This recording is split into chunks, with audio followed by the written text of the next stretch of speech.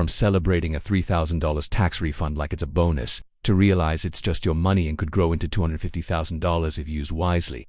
These are 10 habits that are keeping you poor. It feels harmless. A couple bucks here and there for convenience, hydration, and maybe even a sense of luxury. But buying bottled water daily is one of the quietest ways people leak money without even realizing it.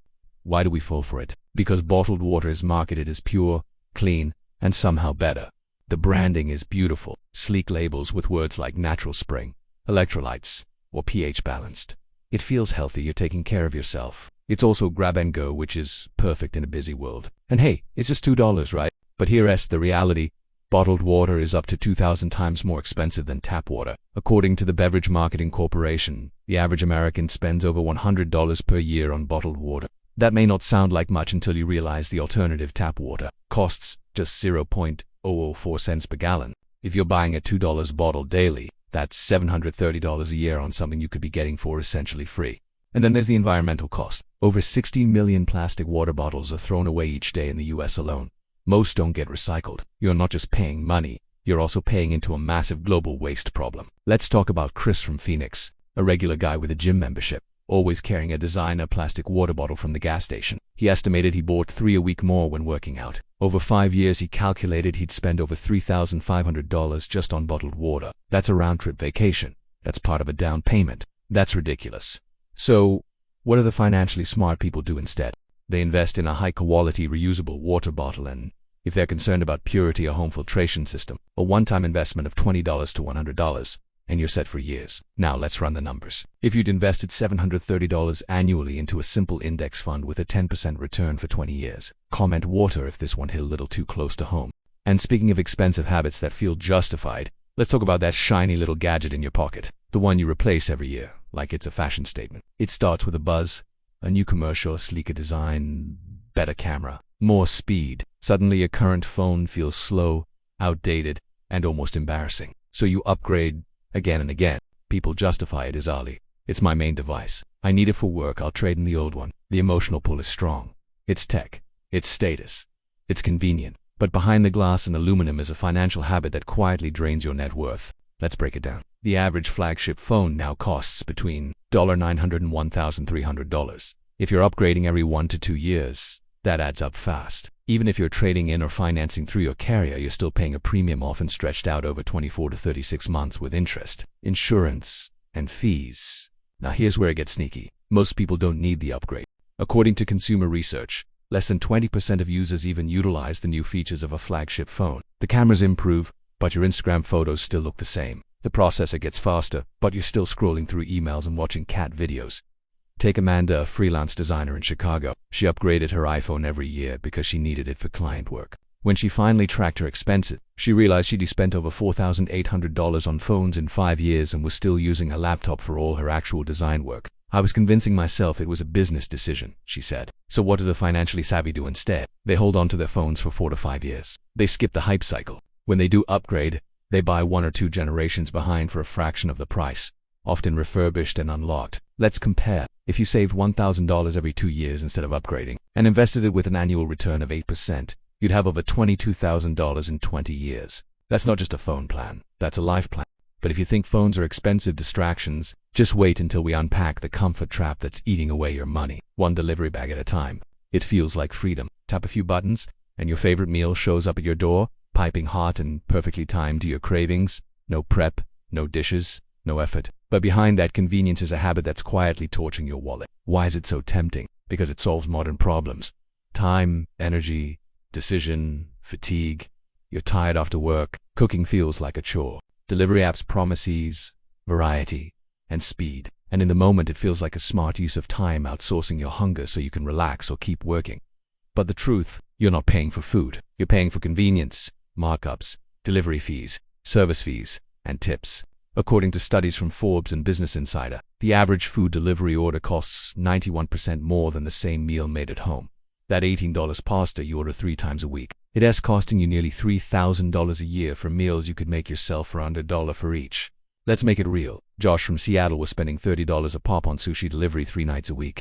That's $360 a month, or over $4,000 a year. It didn't feel like much at first, he said. But then I looked at my budget and I'd spent more on takeout than my car payment. It's not just the cost of food, It's the erosion of discipline. When you normalize outsourcing your most basic needs, it becomes harder to say no. You're not just burning money, you're burning habits that lead to financial control. So what do financially smart people do instead?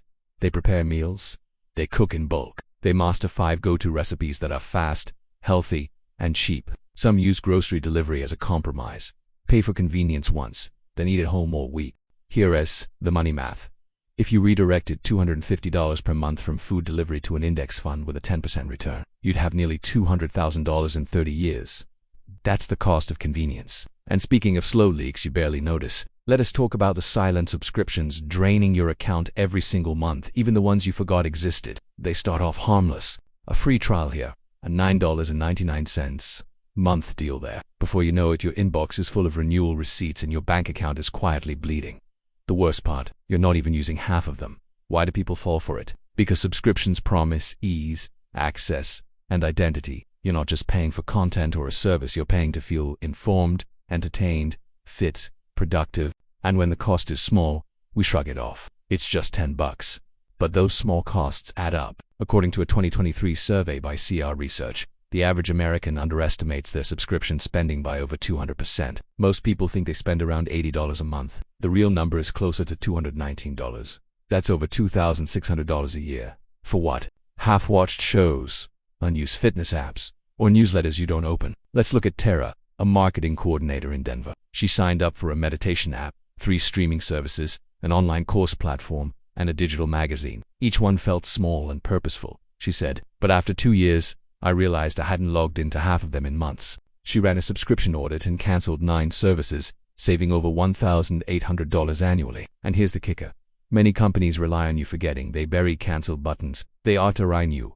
They make you call support just to quit. It's not accidental. It's a business model. So, what do the financially aware do? They do subscription audits every 3 to 6 months. They track what they actually use and cancel what they don't. They bundle services when possible, rotate monthly 1 streaming service at a time instead of 5 at once. And when they want to learn, they use libraries, YouTube, or buy a single course outright instead of endless monthly charges.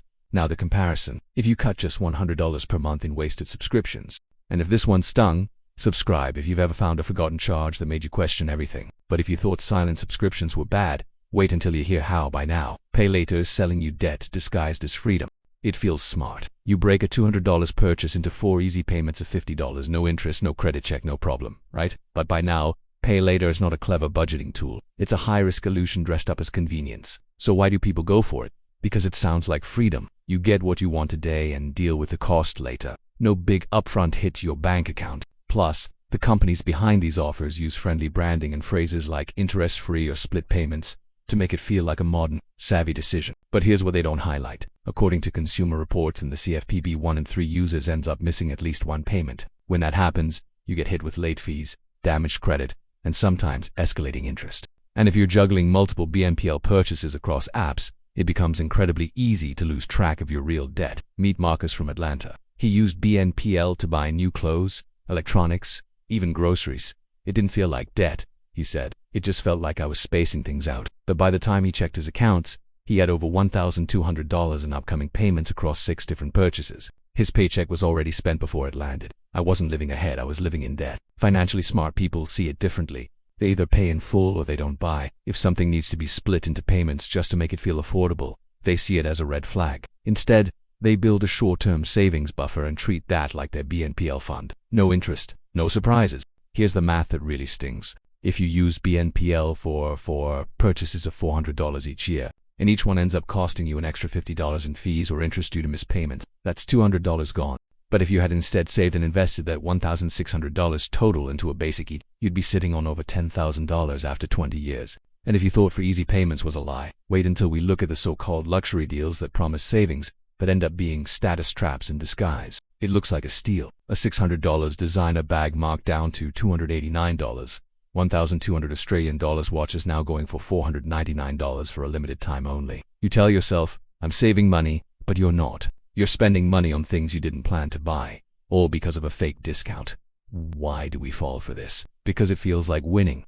The human brain is wired to chase deals. A luxury item at half the price triggers that rush status, exclusivity, and the illusion of financial intelligence all at once. Add words like final sale, members only, or VIP access, and we start believing we're making a calculated move instead of an emotional one. But the reality is that most of these discounts are carefully engineered illusions. Retailers inflate the original price just to create the appearance of a deal.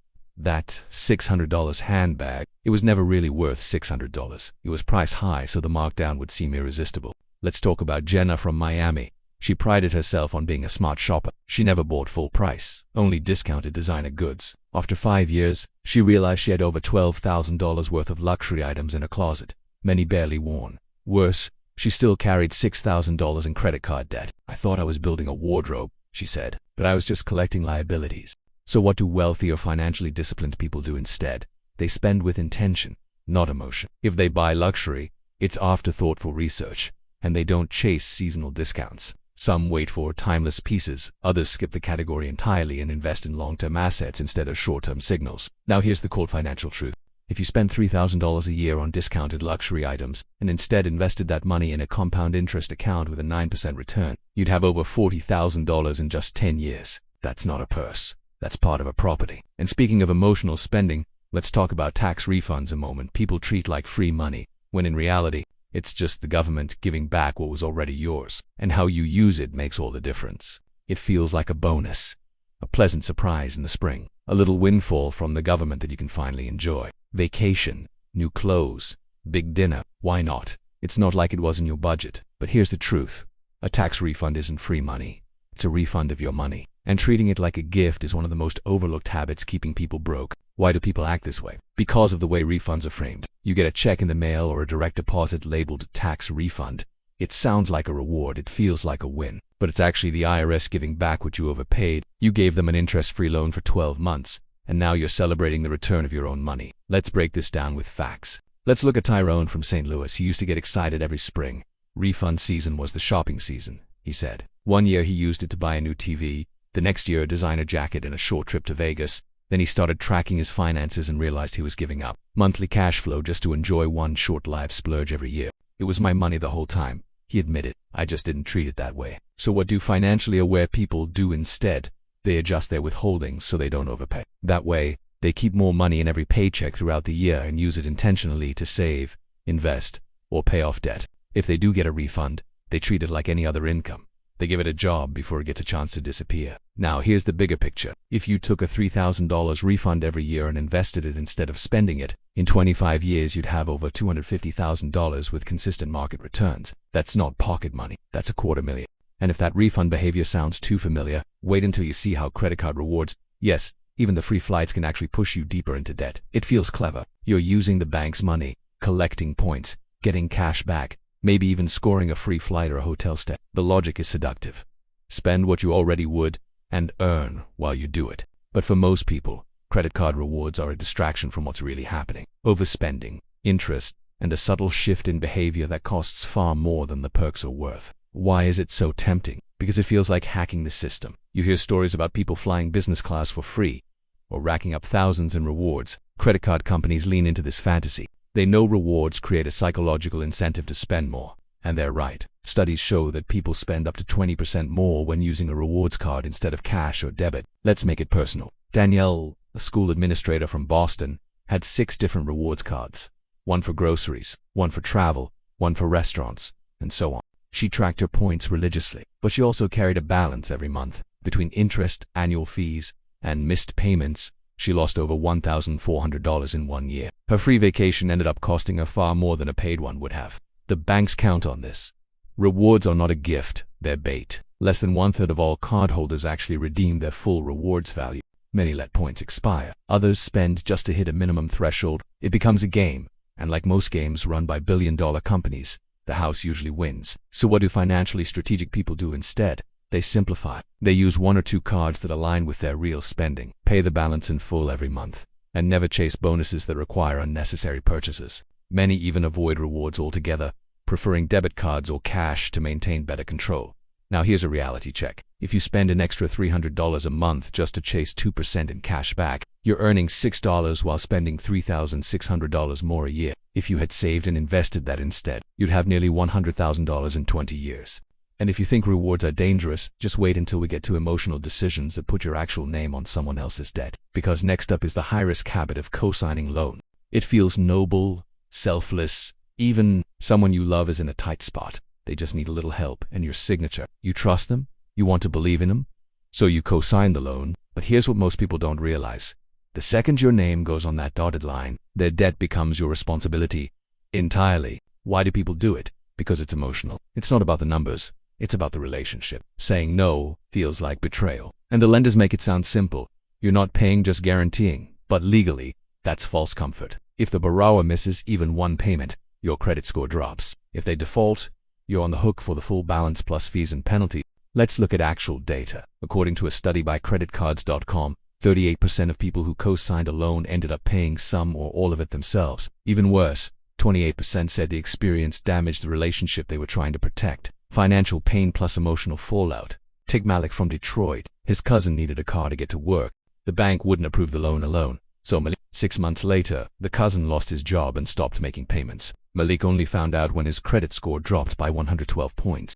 So what do financially responsible people do instead? They say no, kindly but firmly. They offer alternative support, like helping build a budget or finding a lower-risk loan option. Some even offer a small gift or a personal loan they can afford to lose, rather than risking their credit future. They understand that enabling someone financially isn't always helping. And here's the hard math. Let's say you end up paying $8,000 from a co-signed loan that goes bad. If instead you had invested that over 15 years, you'd be looking at over $30,000 in returns. That's the cost of trying to be nice. And if co-signing feels risky, just wait until we explore the most common wealth killer of all, stretching to buy a home you can actually afford. That one doesn't just keep you broke, it locks you into it. It feels like you've made it. You got approved, the keys are in your hand, and you've just walked into your forever home. Friends congratulate you, family calls you responsible, you feel proud. But underneath the granite countertops and open floor plan is a dangerous truth. Stretching to afford a home can quietly destroy your financial freedom for years. Why do people do it? Because society tells us it's the dream. Renting is throwing money away. Buy as much house as you can. Real estate always goes up. These messages create a false sense of urgency. Add social pressure and emotional marketing. This is your sanctuary, and suddenly you're rationalizing a $3,000 monthly payment on a $4,000 income. But here's the reality. When you buy a home at the top of your budget, you're not building wealth. You're buying stress. Your mortgage becomes a ball and chain. Add property taxes, HOA fees, insurance, maintenance, and rising interest rates, and that dream home can become a slow financial bleed. Let's talk about Victor and Alina, a couple from Orlando. They stretched to buy a $550,000 home in a hot market. Their mortgage was $3,400 a month. On paper, they qualified. In practice, they had no breathing room. Within 2 years, a job change, and one emergency HVAC repair later, they were drowning. Credit card debt soared. They missed a payment, and their credit took a hit. They ended up selling at a loss just to stay afloat. We owned the house, Victor said, but it owned us. What do financially strategic people do instead? They buy below their means, not to impress, but to invest. They stick to the 25% rule. Total housing costs should not exceed 25% of take-home pay. They prioritize flexibility and liquidity over appearances. Some even rent longer while investing the difference. Now let's run the numbers. If you save $1,200 a month by living modestly instead of overextending on a mortgage, and invest that amount over 25 years with a 9% return, you'd end up with over $1.2 million. That's financial independence. That's freedom. The next video teaches what most millionaires already know.